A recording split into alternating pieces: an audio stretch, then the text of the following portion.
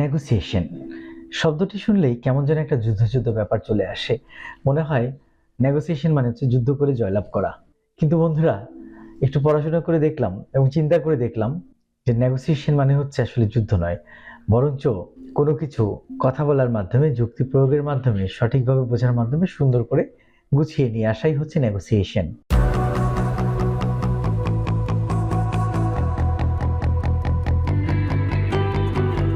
আসসালামু আলাইকুম, আমি ইমরান। সবাইকে স্বাগত জানাচ্ছি এমপ্লয়াবিলিটি স্কিলের নতুন একটি বিষয়ে। আজ আমরা কথা বলবো নেগোসিয়েশন। নেগোসিয়েশন মানুষের জীবনে খুব গুরুত্বপূর্ণ একটা বিষয়। সঠিক নেগোসিয়েশনের মাধ্যমে পারে আমরা কোনো কিছু অ্যাচিভ করতে। এবং নেগোসিয়েশন হচ্ছে এমন একটা চমৎকার জিনিস যে আমরা যদি এর আর্টটা জানতে পারি, এর আর্টটাকে মাস্টারিং করতে পারি, যে আর্ট অফ নেগোসিয়েশন যদি সঠিকভাবে আমরা অর্জন করতে পারি, তাহলে দেখা যাবে যে সবকিছু আমরা দ্রুত জয় করতে পারছি, যে কোনো কাজ খুব সহজে আমরা শেষ করতে পারছি এবং যে কোনো চ্যালেঞ্জ আমরা সহজে মোকাবেলা করে সামনের দিকে এগিয়ে যেতে পারছি। আমরা ছোটবেলা থেকে নেগোসিয়েশন বলতে বুঝেছি বার্গেনিং করা। মানে ধরেন আমরা একটা কাপড় কিনতে যাব, 10 টাকার কাপড় 6 টাকায় কিনতে পেরেছি, আমরা মনে করি যে নেগোসিয়েশন আমরা জয়লাভ করেছি। কিন্তু এর সাথে আরো অনেকগুলো বিষয় রয়েছে, যে বিষয়গুলোকে ফোকাস করলে পারিবারিক সমস্যা থেকে শুরু করে রাষ্ট্রীয় সকল সমস্যা আমরা কিন্তু সঠিকভাবে সমাধান করতে পারবো এবং যে কোনো নেগোসিয়েশন আমরা সুন্দরভাবে সমাপ্তি করতে পারবো। নেগোসিয়েশনের কিছু ছোট ছোট স্কিল আছে, আমি আপনাদের সাথে শেয়ার করতে চাচ্ছি, যেগুলো হচ্ছে প্রচলিত, খুব গ্লোবালি প্রচলিত খুব স্কিল। এর মধ্যে কথা বলার মাধ্যমে নেগোসিয়েশন আছে, আপনার কোনো কাজ করার মাধ্যমে নেগোসিয়েশন আছে, কোনো কিছু সুন্দরভাবে শেষ করতে পারা, কোনো একটা বিষয় আলোচনার মাধ্যমে সঠিকভাবে পরিসমাপ্তিতে আসতে পারলেই কিন্তু আমরা বুঝতে পারবো যে আমাদের নেগোসিয়েশনটা ইফেক্টিভ হয়েছে। তো নেগোসিয়েশনের খুব গুরুত্বপূর্ণ একটা অংশ হচ্ছে কমিউনিকেশন। কমিউনিকেশন যদি আপনি সঠিকভাবে করতে পারেন, তাহলে দেখা যাবে অনেকগুলো সমস্যার সমাধান খুব সহজেই হয়ে গেছে। কমিউনিকেশনের একটা ছোট্ট স্কিল আপনাদেরকে শিখিয়ে দিই, তা হচ্ছে 7-38-55 স্কিল। 7-38-55 কমিউনিকেশন। এটা হলো যখন আমরা কোনো কিছু কমিউনিকেট করব, আমাদের যে ওয়ার্ড কথা বলা থাকবে, এগুলোর পরিমাণ হবে 7% অফ আমার যে টোটাল কথাবার্তা রয়েছে। টোটাল কমিউনিকেশনের 7% হবে, 7 ভাগ হবে আমার ওয়ার্ডস। তাহলে 7% হবে সবসময় নেগোসিয়েশনের 7%। আমরা যেখানে ফোকাস করব তা হচ্ছে আমাদের ওয়ার্ডস, সবচেয়ে কম সংখ্যাটা। এরপরে 38% হবে আমাদের টোন এবং পেস।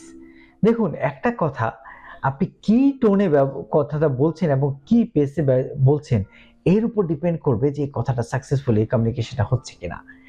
খুব ভালো একটা কথা, কিন্তু আপনার টোন ঠিক নাই, আপনি সঠিকভাবে বলতে পারছেন না, সঠিকভাবে আপনি এক্সপ্রেস করতে পারছেন না, সঠিক স্বরে কথা বলছেন না, দেখা যাবে যে এই ভালো কথাটুকুই ভালো শোনাচ্ছে না। আবার যদি সঠিক টোনে সঠিক পেসে বলতে পারেন, কম গুরুত্বপূর্ণ কথাটুকু কিন্তু অনেক গুরুত্বপূর্ণ হয়ে ওঠে। তো আমাদের সেকেন্ড যেটা ফোকাস করতে হবে 38%, তা হচ্ছে আমাদের টোন এবং পেস। আর 55% সবচেয়ে বেশি অংশটুকু আমাদের বলতে হবে যে আমাদের বডি ল্যাঙ্গুয়েজ। একটা কমিউনিকেশন তখনই সাকসেসফুল হবে যখন আপনার 7% ওয়ার্ডস, 38% আপনার টোন এবং পেস এবং 55% যখন আপনি আপনার বডি ল্যাঙ্গুয়েজের মধ্যে প্রকাশ করতে পারেন। আপনি হয়তো ভালো কথা বলছেন, কিন্তু আপনার বডি ল্যাঙ্গুয়েজ খুবই নেগেটিভ, কথাটা পজিটিভলি হবে না, কমিউনিকেশন ইফেক্টিভ হবে না, নেগোসিয়েশন সাকসেসফুল হবে না। তো বন্ধুরা, একটা তো টিপস শেয়ার করলাম ইফেক্টিভ কমিউনিকেশনের মাধ্যমে কিভাবে আপনি ভালো নেগোসিয়েট করতে পারবেন। আরেকটা জিনিস আমার কাছে খুব ইন্টারেস্টিং মনে হয়েছে, যেটা হচ্ছে জোপা ফ্রেমওয়ার্ক। জোপা ফ্রেমওয়ার্ক, ZOPA, জোপা ফ্রেমওয়ার্ক অফ নেগোসিয়েশন, যার মানে হচ্ছে জোন অফ পসিবল এগ্রিমেন্ট। এই জিনিসটা আপনার বের করে নিয়ে আসা, অর্থাৎ যখন কোনো একটা আর্গুমেন্টস হবে, যখন কোনো একটা বিষয় নিয়ে ডিবেট হবে, যখন কোনো একটা বিষয় নিয়ে ডিসকাশন হবে, আলোচনা, অথবা হচ্ছে আপনার এখানের মধ্যে এটা নিয়ে যখন ডিবেট হতে পারে, আলোচনা হতে পারে দুপক্ষের মধ্যে, তখন আপনি চিন্তা করবেন যে জোন অফ পসিবল এগ্রিমেন্ট যদি আপনি আগে ফিক্সড করতে পারেন। আমরা সবসময় একজনের মতামত যখন শুনি, তখন প্রথমে চিন্তা করি কোথায় ডিসএগ্রি করা যাবে। আমরা কোনো কিছু শুনি, যে তা শুনে বুঝবো, তার চেয়ে বেশি হচ্ছে শুনে রিপ্লাই কিভাবে দিব সেটা চিন্তা করি সবসময়। এই জায়গাটা থেকে বেরিয়ে এসে যদি যে কোনো ধরনের ডিসকাশনের মধ্যে যে পসিবল এগ্রিমেন্ট পয়েন্ট কোনটা কোনটা হতে পারে, সেটা যদি আমরা বের করতে পারি, তাহলে দেখা যাবে যে আমাদের নেগোসিয়েশনটা সুন্দর হয়েছে।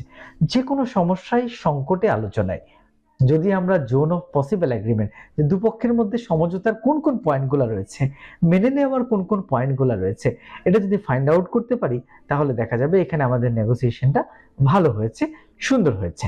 থার্ড, একটা খুব ইন্টারেস্টিং পয়েন্ট আমার কাছে রিসেন্টলি লেগেছে, যে হার্ভার্ড ইউনিভার্সিটির একটা গাইডলাইন রয়েছে, গাইডলাইন অফ নেগোসিয়েশন। এখানে আমি 6টা পয়েন্ট পেয়েছি এবং 6টা পয়েন্ট আমার কাছে খুব ভালো লেগেছে, এবং আমি দেখেছি যে এই 6টা পয়েন্ট যদি আমরা অন্তত আমাদের পারিবারিক, সামাজিক, রাষ্ট্রীয় সংকটের সময় বা আলোচনার সময় যদি আমি ব্যবহার করি, তাহলে দেখা যাবে যে অনেক বড় সমস্যা আমরা সহজে সমাধান করতে পেরেছি। হার্ভার্ড বলছে তার গাইডলাইনে যে ফার্স্ট পয়েন্ট হচ্ছে separate the people from the problems.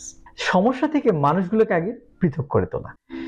একসাথে যদি সমস্যা এবং মানুষকে থাকতে দিই এবং বেড়ে উঠতে দিই, তাহলে আমরা সমাধানের পথে আসতে পারবো না। কিন্তু যদি মানুষকে এবং সমস্যাকে দুটো পার্টে নিয়ে আসি, সেপারেট করে ফেলি সমস্যাগুলোকে পার্টিকুলারলি আইডেন্টিফাই করি এবং মানুষকে বলি যে আমরা আপনাদের সাথে আছি, তাহলে কিন্তু খুব দ্রুত একটা সমাধানের উপায় চলে আসে, নেগোসিয়েশন সাকসেসফুল হয়। সেকেন্ড পয়েন্টটা হচ্ছে focus on the persons. Focus on the person, second point, যে আপনি গুরুত্বপূর্ণ পার্সনগুলোকে একটা আলোচনায় ফোকাস করা, সেই জায়গায় ফোকাস দিয়ে তাদের কথাগুলোকে সামনে দিয়ে আসা।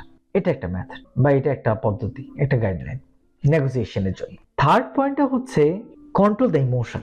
আমরা কিন্তু যে কোনো বিষয়ে আলোচনাতে অনেক সময় ইমোশনকে নিয়ন্ত্রণ করতে পারি না।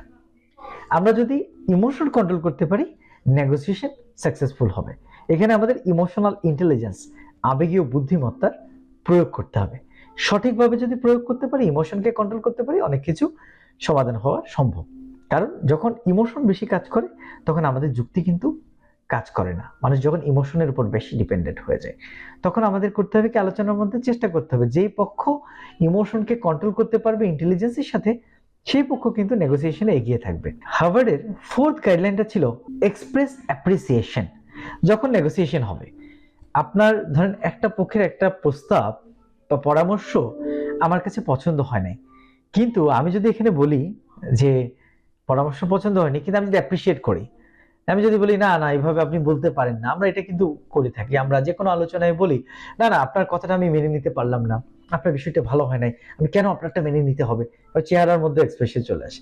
সেই জায়গাটুকুতে বেরিয়ে আমি যদি বলি আপনি খুব চমৎকার একটা কথা বলেছেন, খুব গুরুত্বপূর্ণ একটা পয়েন্ট আপনি দিয়েছেন, খুব সুন্দর একটা ইস্যু আপনি সামনে নিয়ে এসেছেন, আপনি অত্যন্ত মূল্যবান একটা কথা বলেছেন, সময় উপযোগী একটা কথা বলেছেন, কিন্তু এই জায়গাতে আমার কিছুটা ডিসএগ্রিমেন্ট আছে বা আমার কিছু পয়েন্টস অ্যাড করার আছে, যদি আপনি এটা শুনেন।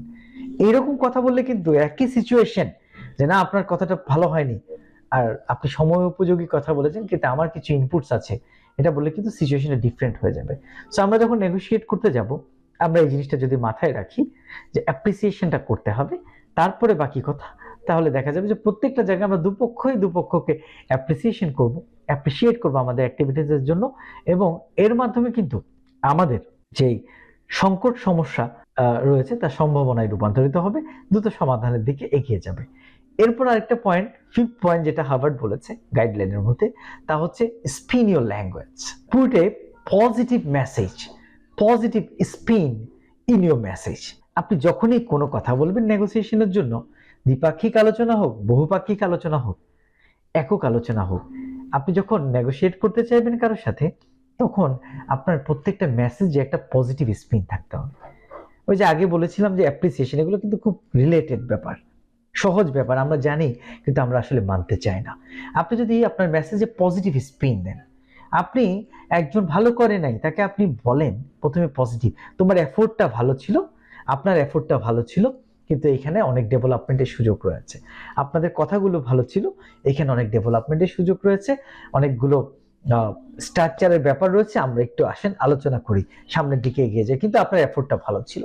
এবং আপনার যার সাথে আপনি কথা বলছেন, নেগোশিয়েট করছেন, আলোচনা করছেন, গল্প করছেন, সেই জায়গাগুলোতে যদি আপনি তার প্রত্যেকটা কথায় যদি পজিটিভ মেসেজ দেন, এবং আপনার প্রতিটা কথায় যেন একটা পজিটিভ মেসেজ স্পিন, যদি পজিটিভ স্পিন থাকে মেসেজগুলোর মধ্যে, তাহলে কিন্তু বিষয়টা দ্রুত সংকট সমাধান হয়ে যাবে, আলোচনাটা ফলপ্রসূ হয়ে যাবে।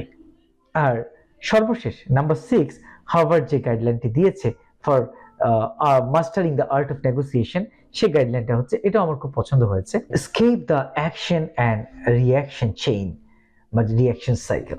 আমাদের একটা বিষয় থাকে যে আমরা অ্যাকশন এবং রিঅ্যাকশনের ওখানে সবসময় নিজে জড়িয়ে পড়তে চায়। দরকার নেই। আপনি কথা বলছেন, আপনি পজিটিভ পেজ দিচ্ছেন, স্পিন দিচ্ছেন মেসেজের মধ্যে, আপনি অ্যাপ্রিসিয়েট করছেন, তারপরেও কিন্তু সবকিছু পজিটিভ হবে না। তখন আপনাকে করতে হবে কি, সেই যে রিঅ্যাকশনটা হচ্ছে বা অ্যাকশন হচ্ছে, আপনি সেই স্রোতে গা ভাসালে হবে না। আপনি আপনার স্ট্যান্ড পয়েন্ট থেকে এক থেকে ইমোশন কন্ট্রোল করে, ইমোশন নিয়ন্ত্রণ করে, আবেগীয় বুদ্ধিমত্তার পরিচয় দিয়ে, অ্যাপ্রিসিয়েশন করে, পার্সনকে ফোকাস করে, প্রবলেম থেকে মানুষকে সরিয়ে দিয়ে তারপর আপনি কি করতে হবে, আপনি প্রবলেমে গা মেশালে হবে না। আপনাকে প্রবলেমটা স্কিপ করতে হবে, রিঅ্যাকশনটাকে বারবার পাশ কাটিয়ে যেতে হবে, অ্যাকশনটাকে পাশ কাটিয়ে যেতে হবে, আপনি টু দ্য পয়েন্টে আলোচনায় থাকতে হবে। তো হার্বার্টের এই 6টা পয়েন্ট আমার কাছে খুব ভালো লেগেছে। তো বন্ধুরা, যে 3টা বিষয় শেয়ার করলাম, আপনারা যদি এই 3টা বিষয়ে ফোকাস করেন তাহলে কিন্তু দেখা যাবে যে আপনি নেগোসিয়েশনের ক্ষেত্রে একজন সেরা মানুষ হয়ে গেছেন, একজন মাস্টার হয়ে গেছেন। এই আর্টটা যে রয়েছে নেগোসিয়েশন, এটা আপনি খুব সহজে রপ্ত করতে পেরেছেন। আমি একটু রিক্যাপ করে নিই। প্রথমে হচ্ছে নেগোসিয়েশনের খুব ইম্পর্টেন্ট পয়েন্ট হচ্ছে যেটা বলেছিলাম যে কমিউনিকেশন, আপনি 73855 কমিউনিকেশন মেথড ব্যবহার করতে পারেন। সেকেন্ড হচ্ছে আপনি জোপা মেথড ব্যবহার করতে পারেন যে কোনো আলোচনার ক্ষেত্রে। জোন অফ পসিবল এগ্রিমেন্টটা আপনি আইডেন্টিফাই করে সেই অনুযায়ী সামনের দিকে এগিয়ে যেতে পারেন। আর থার্ড হচ্ছে হার্ভার্ডের যে 6টা গাইডলাইনের কথা শেয়ার করলাম, এই 6টা গাইডলাইনকে মেনে নিয়ে কিন্তু আপনি যে কোনো আলোচনা সামনের দিকে এগিয়ে নিতে পারেন। আর এই নেগোসিয়েশনে যদি আপনি মাস্টার হয়ে যান, তাহলে যে কোনো ধরনের এমপ্লয়াবিলিটির ক্ষেত্রে আপনি সবসময় সামনের দিকে এগিয়ে থাকবেন এবং আপনি সামনে এগিয়ে যাবেন, এবং আপনার ব্যক্তিগত, পারিবারিক, সামাজিক, প্রাতিষ্ঠানিক এমনকি রাষ্ট্রীয় সমস্যাও খুব সহজে আপনি সমাধান করতে পারবেন। সবাইকে সাথে থাকার জন্য অনেক অনেক ধন্যবাদ। আসসালামু আলাইকুম।